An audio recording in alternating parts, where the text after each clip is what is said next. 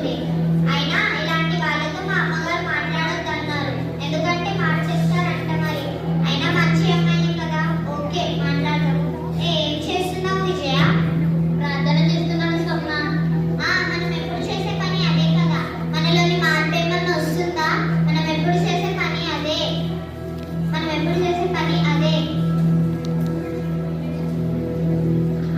ఒక ఎంజాయ్మెంట్ లేదు, ఒక సౌండ్ లేదు, ఏమీ లేదు. ఇంకైతే మన ఫ్రెండ్స్ సర్కిల్లో నువ్వు ఉన్నావంటేనే సిగ్గుగా ఉంది.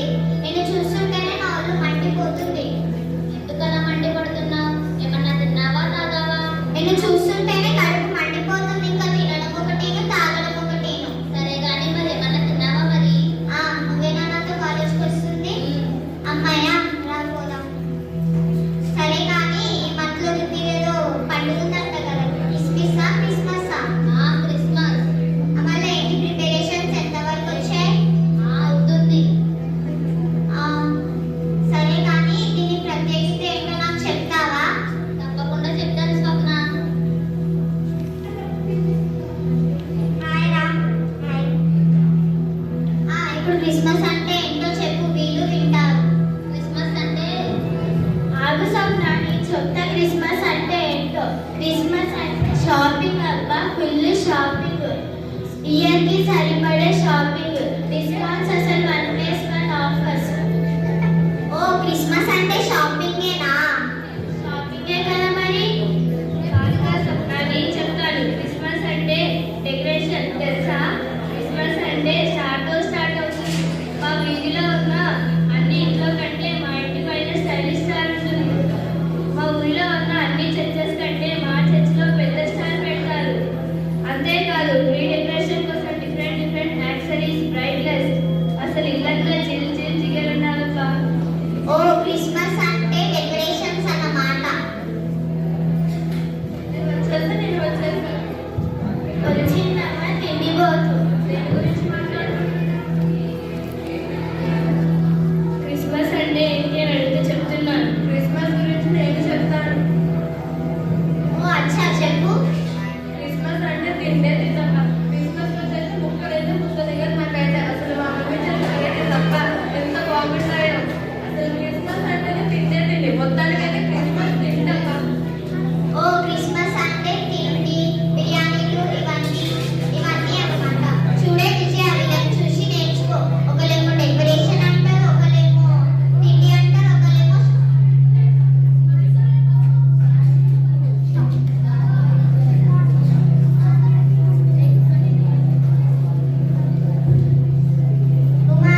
నీకు మాత్రం ఏమీ లేదు. ఎంజాయ్మెంట్ లేదు, ఒక డాన్స్ లేదు, ఏమీ లేదు. ఎప్పుడు చూడు చూస్తావు. అసలు క్రిస్మస్ అంటే ఇది కాదు స్వప్న. మరేంటో? క్రిస్మస్ అంటే మీ అందరికి కళ్ళకు కట్టినట్టు చూపిస్తాను, నాతో రండి.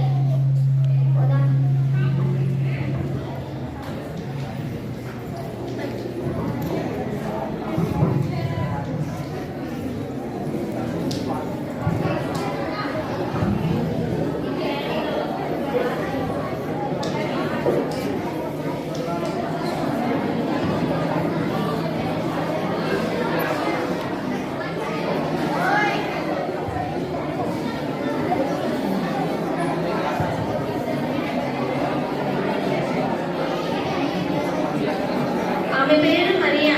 ఈమె ఎల్లప్పుడూ ప్రార్థన చేస్తుంది. దేవుని యందు భయభక్తులు కలిగి పరిశుద్ధంగా జీవిస్తున్న ఒక కన్యక. ఒకరోజు ఆమె దేవునికి ప్రార్థన చేస్తూ ఉండగా పరలోకం నుండి గాబ్రియేలు అనే దేవదూత మరియకు ప్రత్యక్షమై ఇలాగ చెప్పాడు.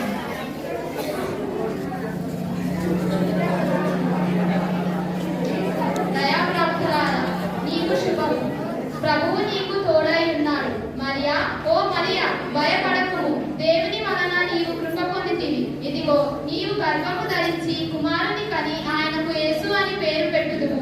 ఆయన గొప్పవాడై సర్వోన్నతుని కుమారుడు అనబడును. నేను పురుషుని ఎరుగని దానను, ఇది ఎలాగ జరుగును? పరిశుద్ధాత్మ నీ మీదికొచ్చును. సర్వోన్నతుని శక్తి నిన్ను కమ్ముకును. కావున పుట్టబోవు శిశువు పరిశుద్ధుడై దేవుని కుమారుడు అనబడును. ప్రభు దాసురాలను, నీ మాట చొప్పున జరుగునుగా.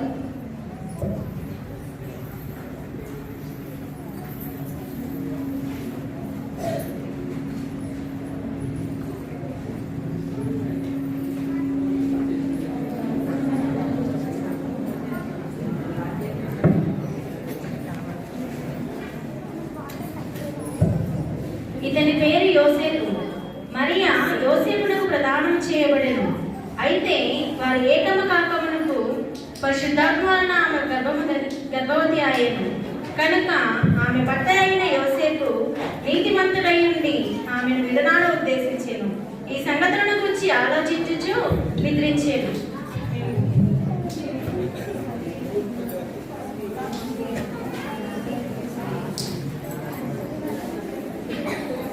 దావీదు కుమారుడైన యోసేపు, ఓ యోసేపు, నీ భార్య అయిన మరియను చేసుకున్నటకు భయపడుతుంది. ఆమె గర్భం కలిగినది, పరిశుద్ధాత్మ వలన కలిగినది. ఆమె ఒక కుమారుని కనెను. తమ ప్రజల పాపం నుండి ఆయన రక్షించును కనుక ఆయనకు యేసు అని పేరు పెట్టెను.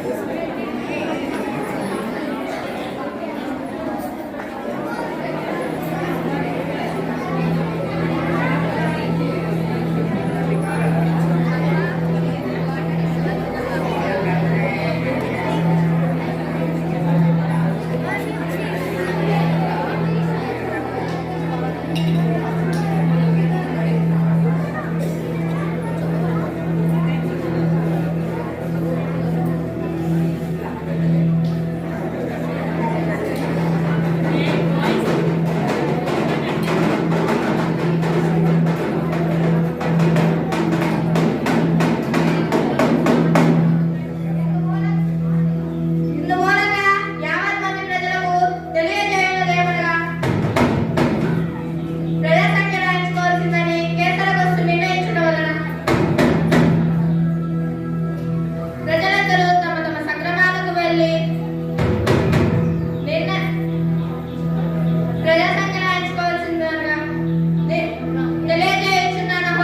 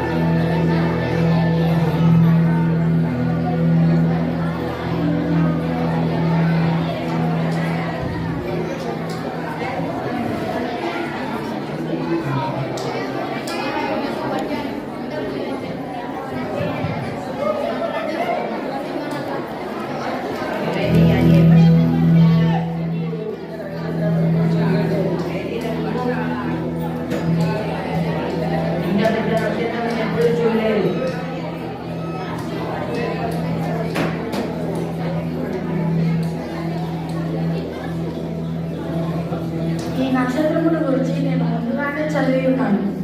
ఇదిగో ఆ గంధము పట్టులను పట్టుకొని రమ్ము.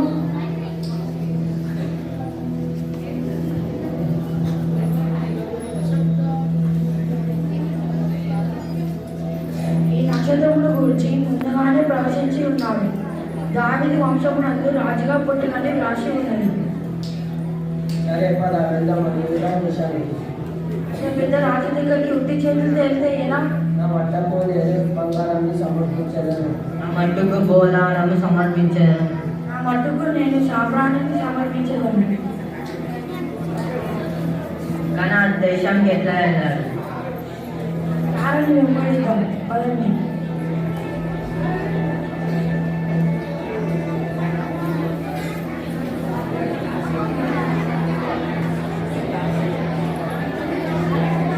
రాజాది రాజు హేరోదు మహారాజు వెంచేస్తున్నారహో.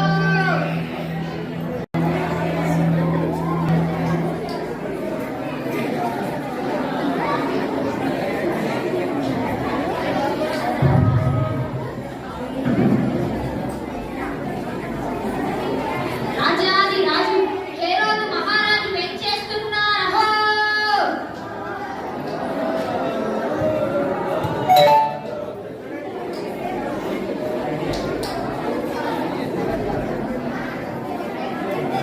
మహారాజు జయము జయము. ఎవరో గుర్తు తీసుకున్నారు. మీ దర్శనార్థమై వేచి ఉన్నారు ప్రభు.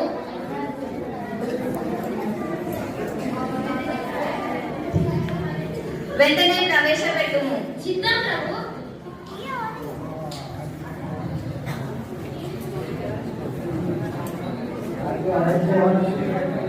జ్ఞానులారా, మీ రాకకు కారణమేమి? అసంభవం. ఏమేమి? యూదుల సామ్రాజ్యానికి నీదు రాజునై ఉండగా మరి ఒక రాజు జన్మించడమా? ఎంత అవమానం, ఎంత అవమానం! ఎవరక్కడ? చిత్తం ప్రభు. శాస్త్రులను, ప్రధాన యాజకులను వెంటనే ప్రవేశపెట్టుము. చిత్తం ప్రభు.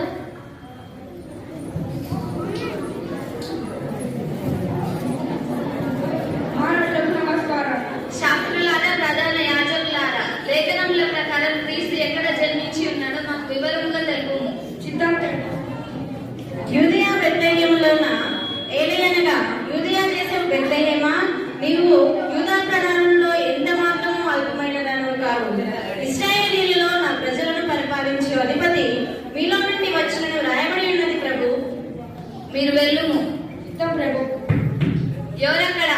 చిత్తం ప్రభు. జ్ఞానులను వెంటనే ప్రవేశపెట్టుము. చిత్తం ప్రభు.